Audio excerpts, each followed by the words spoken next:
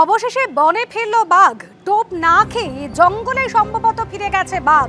গতকাল একাধিকবার চেষ্টা করা হয়, বিভিন্ন রকম ভাবে চেষ্টা করা হয় যাতে বাঘকে বনে ফেরানো যায়, কিন্তু শেষ রক্ষা হয়নি। অবশেষে বনে ফিরেছে বাঘ। হিন্দোল দে আমাদের প্রতিনিধি রয়েছেন আমাদের সঙ্গে। হিন্দোল, বন দপ্তরের কর্মীরা গতকাল কিন্তু একেবারে নাকানি চোবানি খেতে হয়েছিল।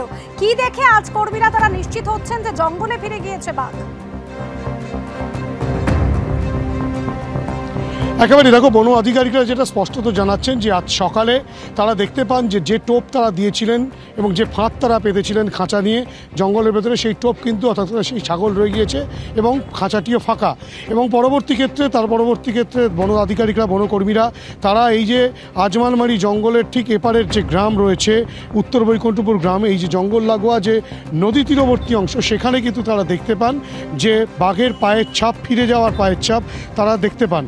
এবং উল্টো দিকের যে আজমালমারি জঙ্গল, যে জঙ্গল থেকে বাঘটি এসেছিল, সেই জঙ্গলে কিন্তু বাঘটি ফিরে যাওয়ার, অর্থাৎ বাঘটি নদী সাঁতরিয়ে ওঠার যে দাগ, সেই বাঘের পায়ের ছাপও কিন্তু দেখা গিয়েছে। এবং তা থেকে বন আধিকারিকরা একেবারে নিশ্চিত যে বাঘটি ফিরে গিয়েছে। গোটা ঘটনায় বাঘ ফিরে যাওয়ার পরেও গ্রামবাসীরা তারা কিন্তু এতটুকু স্বস্তিতে নেই, তারা রীতিমতো আতঙ্কিত।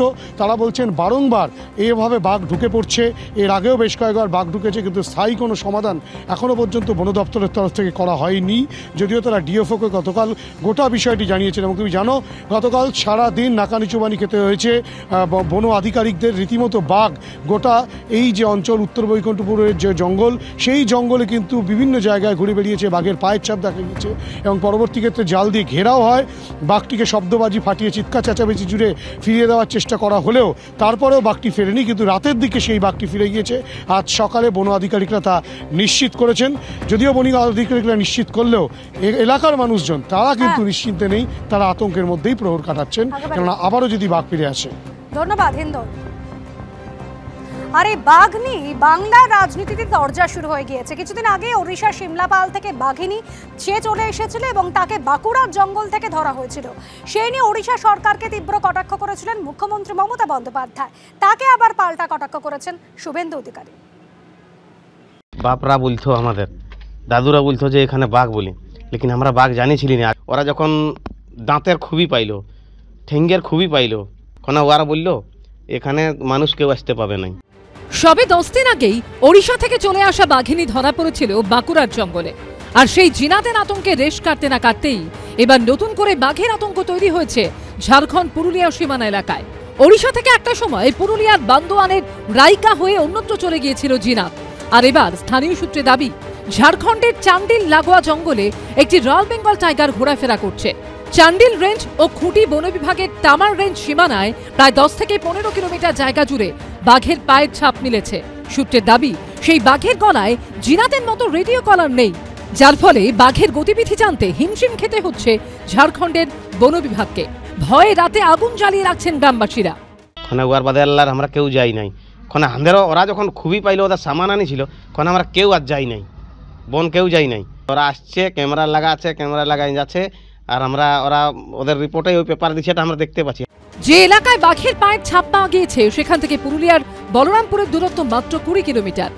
এখনো অবধি আমার কাছে ঝাড়খণ্ডের তরফ থেকে কোনো অফিসিয়াল ইনফরমেশন নেই। ওনাদের ওখানে যদি কিছু ব্যবস্থা ওনারা নিচ্ছেন, সেটা ওনাদের ব্যাপার। আমরা আমাদের মতো নর্মাল রুটিন পেট্রোলিং, মনিটরিং যা আছে আমরা করছি। বাঘ সে মুভ করতেই পারে, সে যদি চলে আসে তখন আমরা আবার সেভাবে ব্যবস্থা নিই।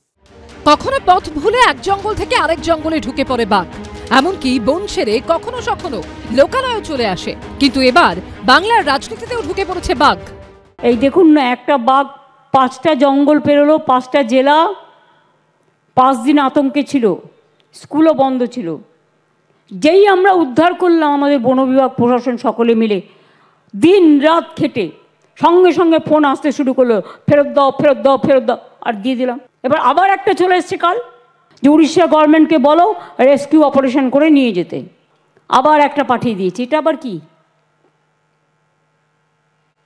পাঠালে চিরকালের জন্য পাঠাক আমরা রেখে দিচ্ছি। আমি মুখ্যমন্ত্রীকে বলবো, রেসপন্সিবল চেয়ার, 3 বারের মুখ্যমন্ত্রী, আপনি কান দিয়ে দরকার দেখবেন না, আপনি চোখ দিয়ে দেখুন। এবং আপনার কাছ থেকে মানুষ এই ধরনের কথা আশা করে না।